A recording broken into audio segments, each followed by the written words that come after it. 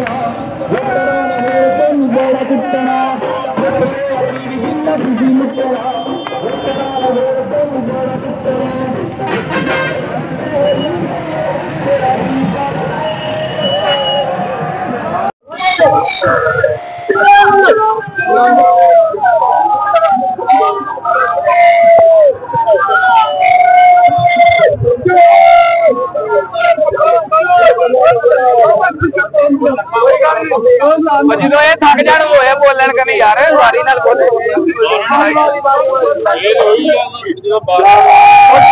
कमरे ने ड्रामा में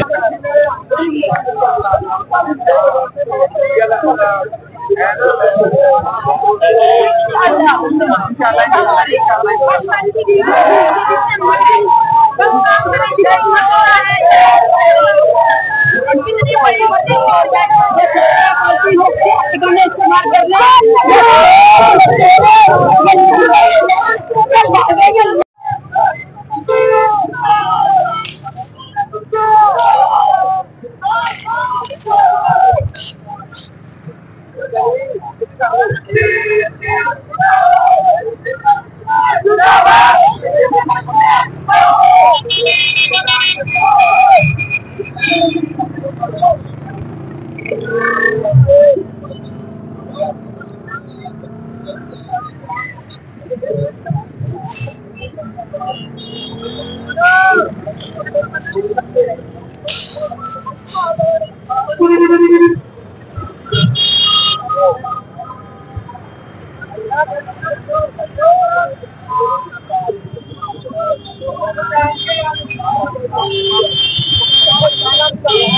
हेलो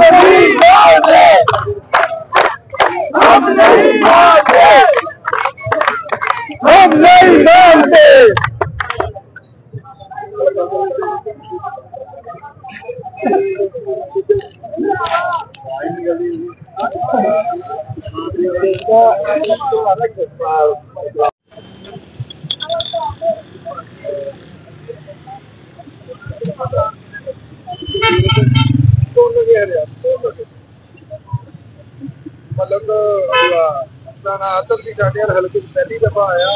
लोगों ने वोट पा के दोबारा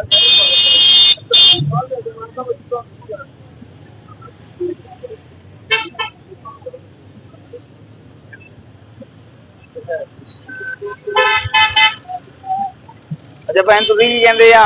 तुसीं थोड़ा जिहा दस दिओ कि तुसीं पीटीआई दे बारे की कहना चाहते हो ये अपने मैरिट ते जा रही है कि नहीं जा रही बिल्कुल मैरिट ते जा रही है लोग इन्हां नूं तंग करन दे जान के जलील करते पे अच्छा हक दे नाल चलना चाहिए इन लोकां नूं क्योंकि रिजल्ट ना देने की वजह की है इन्हां दी वजह की धांधली करन दे चांस करते पे अच्छा ठीक हो गया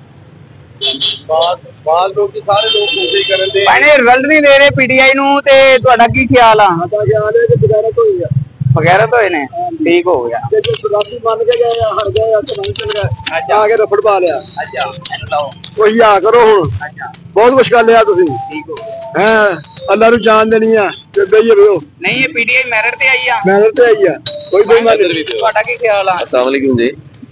रात तक ਤੇ ਪੀਟੀਆਈ ਜਿੱਤੀ ਹੋਈ ਸੀ ਸਾਰੀ ਰਾਤ ਤੱਕ ਹੁਣ ਤੱਕ VOTING ਜਿਹੜੀ ਹੈ ਸੀ ਉਹ ਮਾਸ਼ਾਅੱਲਾ ਬਿਲਕੁਲ ਜਿਹੜਾ ਹੈ ਅੱਗੇ ਜਾਣ ਰਿਹਾ ਸੀ ਯਕਦਮ ਹੁਣ ਰਿਜ਼ਲਟ ਨਾ ਦੇਣ ਦੀ ਵਜ੍ਹਾ ਇਹ ਹੈ ਕਿ ਪੀਟੀਆਈ ਤੋਂ ਇਲਾਵਾ ਉਹ ਪੈਸੇ ਲਾ ਰਹੇ ਨੇ ਪੈਸਿਆਂ ਨਾਲ ਹੀ ਉਹਨਾਂ ਨੇ ਜਿੱਤਣਾ ਵੋਟਾਂ ਨਾਲ ਆਵਾਮ ਨੇ ਲਤੀਫ ਨਜ਼ਰ ਨੂੰ ਜਿਤਵਾਤਾ ਹੈ ਪੀਟੀਆਈ ਨੰਬਰ 1 ਤੇ ਪੀਟੀਆਈ ਮੈਰਿਟ ਤੇ ਆ ਦੂਸਰੇ ਲੋਕ ਜਿਹੜੇ ਹੈਗੇ ਨੇ ਉਹ ਬਿਲਕੁਲ ਉਹਨਾਂ ਨੂੰ ਨੋਟਾਂ ਨਾਲ ਜਿਹੜਾ ਹੈ ਉਹ ਹਰਾਟ ਹੈ ਪੈਸਾ ਜਾਂਦੇ ਆ ਸ਼ੁਕਰੀਆ ਭਾਈ ਤੁਸੀਂ ਕੀ ਕਹਿਣਾ ਚਾਹੋਗੇ ਤੂੰ ਇੱਧਰ ਆ ਕੇ ਦੱਸ ਪੀਟੀਆਈ ਦੇ ਬਾਰੇ ਜੀ ਪੀਟੀਆਈ ਦੇ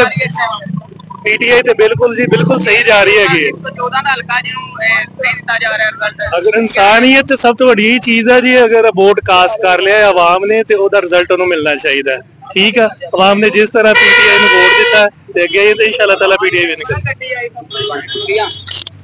नाज़रीन इस वक्त मैं यहाँ पे फैसलाबाद में मौजूद हूँ। यहाँ पे N114 का हल्का है जहाँ पे रिजल्ट नहीं दिया जा रहा और इंतजार का बहुत ज्यादा खतरा है। पुलिस ट्रैफिक पॉइंट भी आ चुकी है, कैदियों वाली वैन भी आ चुकी है और पुलिस बहुत ज्यादा यहाँ पे खड़ी है, नफरी भी यहाँ पे खड़ी है। तो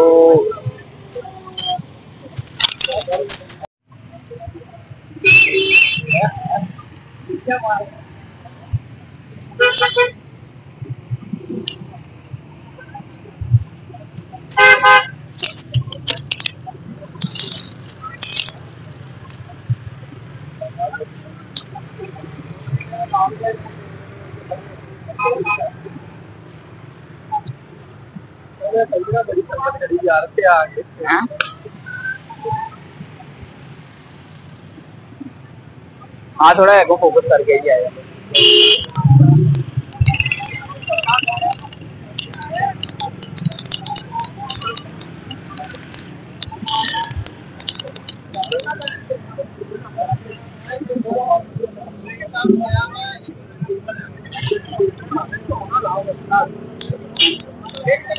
ना